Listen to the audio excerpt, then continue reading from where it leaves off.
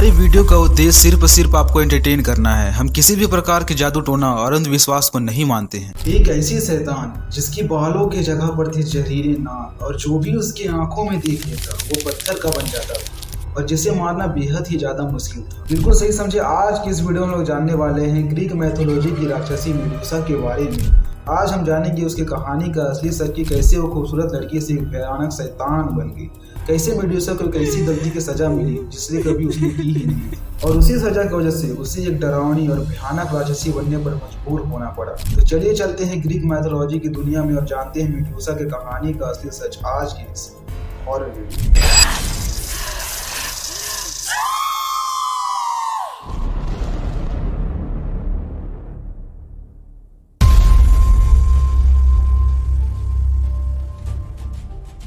कई सालों तक ग्रीक के ताकतवर योद्धाओं ने मेडुसा को जान से मारने की कोशिश की, लेकिन जिसने भी उसे मारने की कोशिश की वो कभी वापस लौट कर नहीं आया। मेडुसा एक समय में बहुत खूबसूरत लड़की हुआ करती थी। वो दो समुद्री देवताओं केटो और फोर्कस की बेटी थी और वह एशियन ग्रीक गॉडेस अथीना की बहुत बड़ी भक्त थी और वह हमेशा से टेम्पल ऑफ मेरोमा में अथीना की पूजा करना चाहती थी। लेकिन अथीना का पुजारन बनने के लिए किसी भी इंसान को बहुत कड़े नियमों का पालन करना पड़ता है। उसे अपने शरीर को पूरी तरह से पवित्र रखना पड़ता है और यही काम करके दिखाया मेडुसा ने। वो बहुत ज्यादा सुंदर थी और इसीलिए कई लोग उसके साथ रिलेशन बनाना चाहते थे, लेकिन अथीना की भक्ति में लीन मेडुसा ने किसी भी इंसान के साथ किसी भी प्रकार का कोई भी संबंध नहीं बनाया क्योंकि वो अपने शरीर को पूरी तरह पवित्र रखना चाहती थी। और एक समय ऐसा आया जब बड़ी होकर मेडुसा अथीना के टेम्पल में उसी की पुजारन बन गई। मेडुसा की सुंदरता इतनी ज्यादा थी कि कई बार लोग मंदिर में केवल मेडुसा को ही देखने के लिए आते थे। कई बार लोग मंदिर में मेडुसा को देखकर उसके खूबसूरत बालों की तारीफ किया करते थे और तारीफ करने के साथ साथ कई लोग ये भी कह देते थे कि मेडुसा की सुंदरता के सामने तो अथीना भी कुछ नहीं लगती। हालांकि मेडुसा लोगों के बातों पर इतना ज्यादा ध्यान नहीं दिया करती थी, लेकिन वो जिस देवी की पूजा करती थी उस अथीना को ये सारी बातें कुछ ज्यादा अच्छी नहीं लगती थी। और एक दिन कुछ ऐसी घटना हुई जिससे मेडुसा की सुंदरता ही उसके लिए एक बहुत बड़ा अभिशाप बन गया।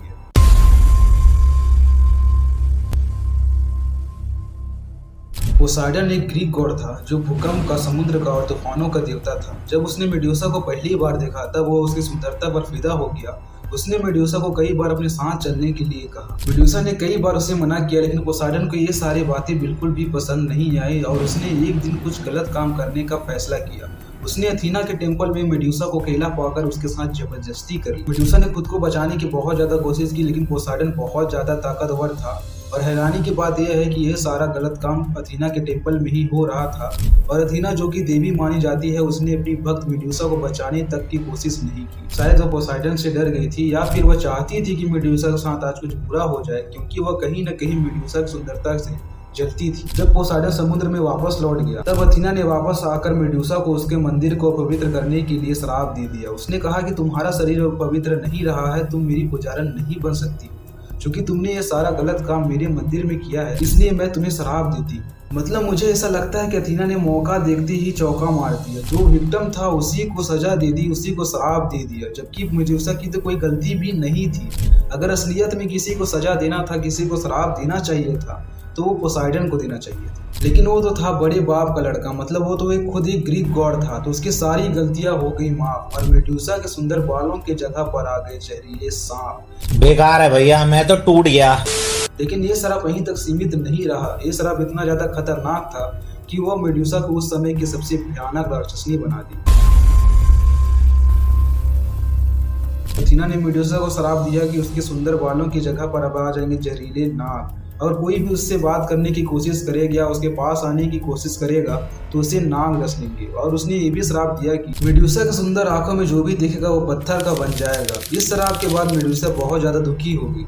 उसके बाद कोई भी उसका रिश्तेदार या उसका दोस्त उसके पास आते थे या तो उसे जहरीले नाग रस लेते थे या फिर उसकी आंखों में देखने की वजह से वो पत्थर का बन जाता था। ये सारी घटनाएं अपनी आंखों के सामने देखकर अपने चाहने वालों को अपने श्राप की वजह से अपनी आंखों के सामने मरता हुआ या फिर जिंदा पत्थर का बनता हुआ देखकर मेडुसा ने एक ऐसी जगह पर रहने का फैसला किया जहां पर उसे कोई ढूंढ ना पाए। लेकिन ये दुनिया बड़ी जालिम है। जैसे ही ग्रीक साम्राज्य में ये बात फैली कि मेडुसा जैसी एक राक्षसी है जिसे देखने वाला पत्थर का बन जाता है, तो उसे मारने के लिए प्रतियोगिताएं रखी गई। बड़े बड़े योद्धाएं, ताकतवर राजकुमार अपनी शक्तियों का प्रदर्शन करने के लिए मेडुसा को मारने के लिए उसे ढूंढने लगे, क्योंकि सभी चाहते थे कि मेडुसा का सर काटकर उसकी शक्तियों का इस्तेमाल किया जाए। अगर कोई भी इंसान मेडुसा का सर काट लेता है तो वह किसी को भी पत्थर का बना सकता है। उसके पास ये सुपर पावर आ जाएगी और इसी लालच में अगर लोगों ने मेडुसा का जीना मुश्किल कर दिया। हालांकि मेडुसा अपनी जान बचाते बचाते इतनी ज्यादा खतरनाक हो चुकी थी कि उसे कोई भी नहीं मार पाता था, लेकिन वो अपनी जिंदगी से इतनी ज्यादा तंग थी कि वो खुद चाहती थी कि एक दिन इस शराब से और इस बेकार जिंदगी से उसे मुक्ति मिल जाए। वो आज भी अथीना की पूजा किया करती है, उसकी भक्ति किया करती थी, लेकिन जब अथीना को इस बात का पता चला तो उसने half God half human Perseus को मेडुसा को मारने के लिए भेजा।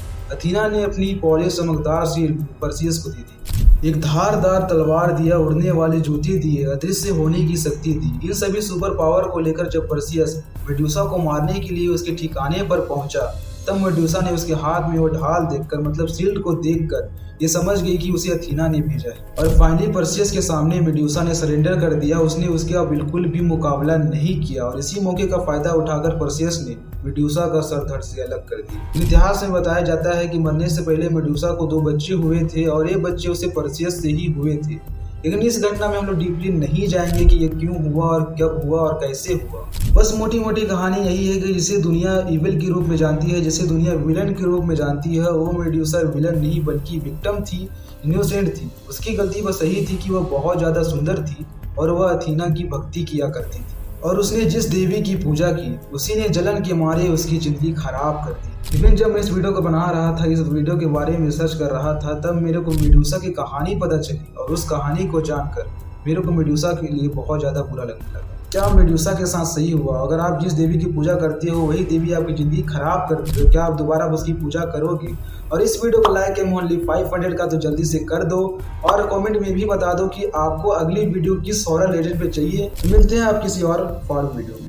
अगर आपको ये स्टोरी अच्छा लगा हो तो हमारे चैनल हॉरर स्टोरी को सब्सक्राइब करना बिल्कुल ना भूलें और बेल आइकन को ऑल पे सेट कर लें ताकि रूह कांप जाने वाली स्टोरी सबसे पहले आप तक पहुंच सके।